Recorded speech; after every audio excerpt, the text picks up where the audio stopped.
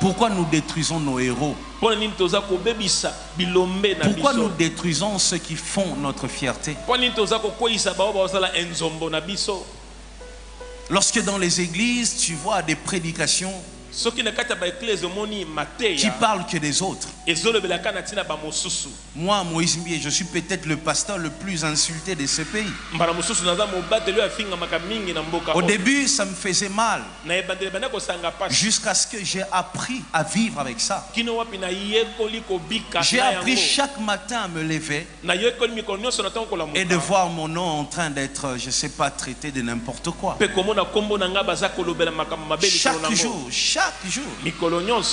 Mais je ne savais pas. Je pensais que c'était juste des insultes. Je ne savais pas que ça pouvait atteindre un niveau où on mettrait des malfaiteurs, où on paierait des femmes, des hommes pour passer à la télé dire n'importe quoi.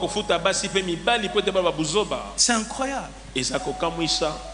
Lorsque j'entends les gens dire il ne se marie pas parce qu'il est quoi, magicien. Je vais vous dire une vérité. Quelque chose que je n'ai peut-être jamais dit. J'ai commencé à servir Dieu depuis mon enfance. J'ai été président des jeunes, dirigeant des chorales, prédicateur missionnaire, prédicateur en formation, assistant des pasteurs. J'ai fait ce travail-là pendant des années, jusqu'à ce qu'en 2011, au mois de juillet,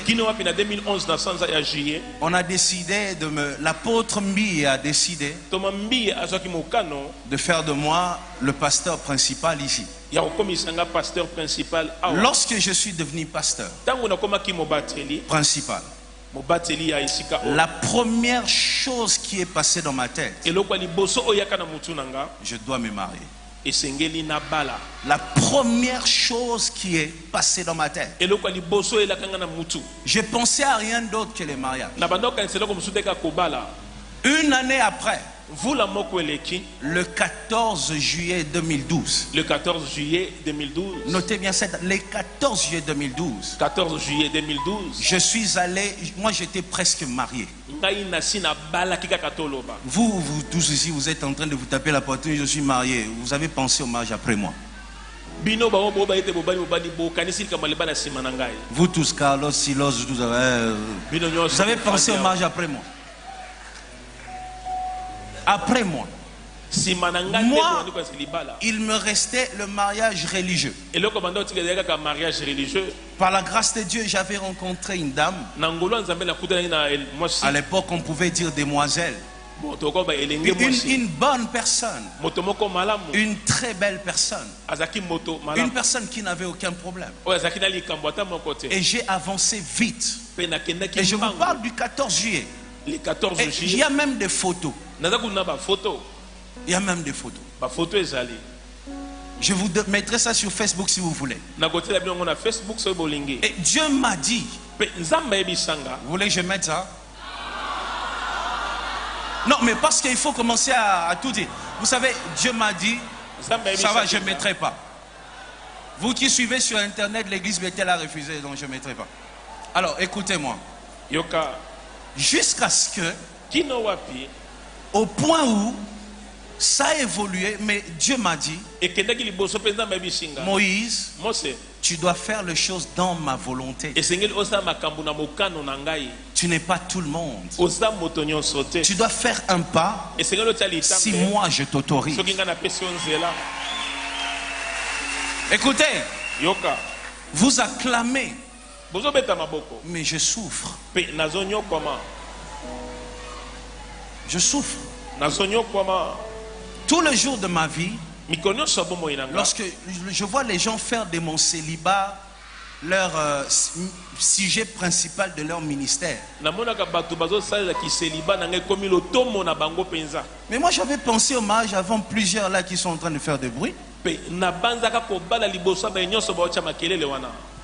Vous voyez ça? J'étais jeune.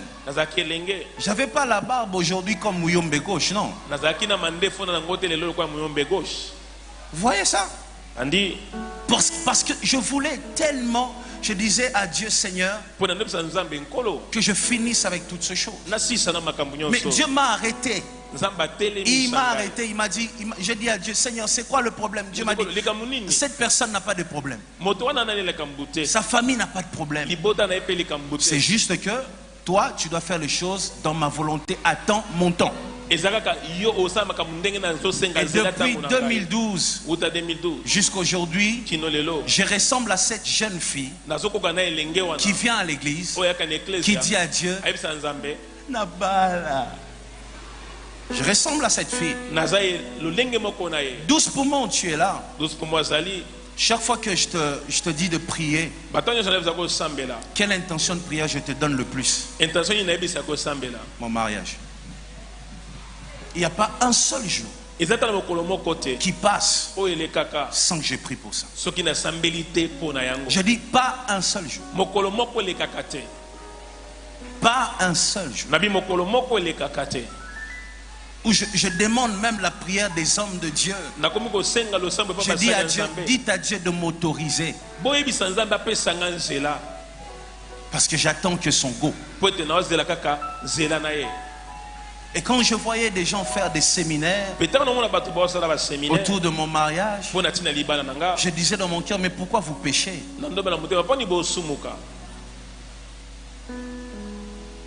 Si mon célibat n'était pas dans la volonté de Dieu, mon ministère n'allait pas avoir ses résultats. Après, il y en a qui disent, Moïse a fait ça pour remplir son église des femmes. Vous connaissez les pasteurs célibataires, ils sont nombreux, leurs églises sont remplies. Il fait ça pour remplir les gens dans ses concerts. Vous connaissez des musiciens célibataires, leurs concerts se remplissent.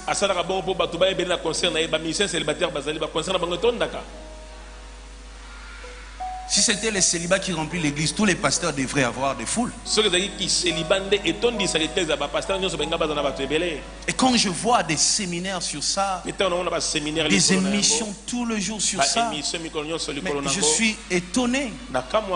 Les journalistes d'internet, les journalistes ici, écoutez, ce qui est bien, c'est dire la vérité. Mais lorsque vous reconnaissez qu'une personne passe à la télé, non pour dire de vérité, mais juste pour créer un buzz, pour se faire remarquer, et il le fait en détruisant vos champions, ceux qui font la fierté de ce pays. Et vous autorisez ça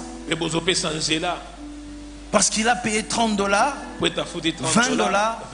Il détruit quelqu'un qui sauve des générations. C'est pas ça le travail du journaliste. Pourquoi on peut se servir de vous pour détruire le Congo? Ça n'a aucun sens. Changez ces choses. Aimez vos frères congolais.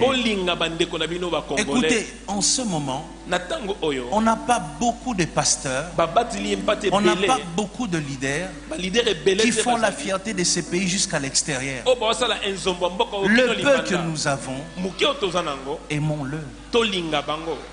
L'amour est parti où? L'amour est parti où?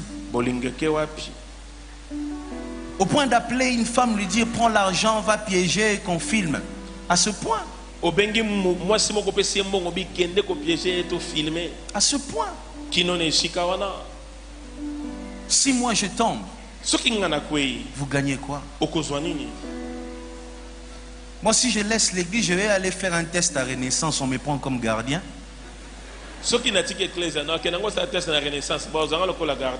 Non, mon vieux ne va pas me refuser. Mais toi, ton avenir, comment tu seras maudit? Comment tu vas tout rater?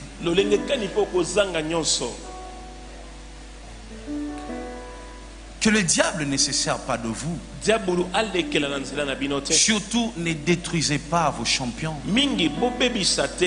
Ne détruisez pas vos fiertés. Ne détruisez pas ceux qui font la fierté du Congo. Ils ne sont pas nombreux. Les pasteurs qui font la fierté de ces pays à l'extérieur, ils peuvent être 3 seulement ici. Il y en a qui font de bruit, qui s'arrêtent ici à Kinshasa. Même à Mbanzangung, on ne le connaît pas.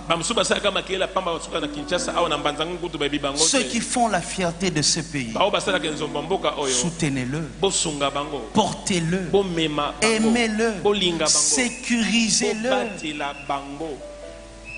Arrêtez de tuer vos champions. Arrêtez ça. Arrêtez. Après, je vois, il y a une chose aussi, j'aimerais dire, parce qu'aujourd'hui je dois dire toutes les vérités. Je vois chaque fois qu'on écrit le nom de Mike Kalambai, à côté je vois et Moïse alors, et Moïse alors. C'est devenu comme si Mike Kalambai dort chez moi. Comme si c'est moi qui les fais boire les biberons. Mais c'est quoi? Mike Kalambai est un frère avec qui on a évolué dans la jeunesse. Et après il a fait son chemin. Aujourd'hui il a son église. Il a ses encadreurs. Il a ses pères, ses mentors qui sont dans la ville, qui les conseillent. Mais non, pourquoi quand il y a Mike Kalambai, Moïse Mbie. Si aujourd'hui il a un problème dans son couple, moi, étant pasteur, tout ce que je ferais c'est prier. Et toi, église, ce que tu as à faire, c'est prier pour notre frère. Prier. Que Dieu accomplisse sa volonté.